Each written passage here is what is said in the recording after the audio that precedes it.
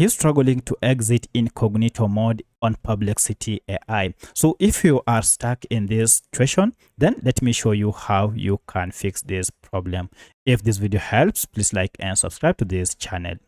Alright, to exit incognito mode on Perplexity AI is pretty simple. You can see here I have a chart that I've generated while incognito mode. However, I wish to exit, but there is no button to exit. Usually you should see an option to exit right here. However, in some cases it might be missing, and this happens when you are on the current thread that you just generated. So to exit, you need to go ahead and tap on just new thread, and when you click on new thread, now we have an option here for incognito. You can now exit incognito. So if I click on incognito, I'll go back now to the usual Perplexity account here, where I can now chat usually outside incognito mode. So that's how you can exit incognito on Perplexity AI. If you have any other question, kindly let me know in the comment section.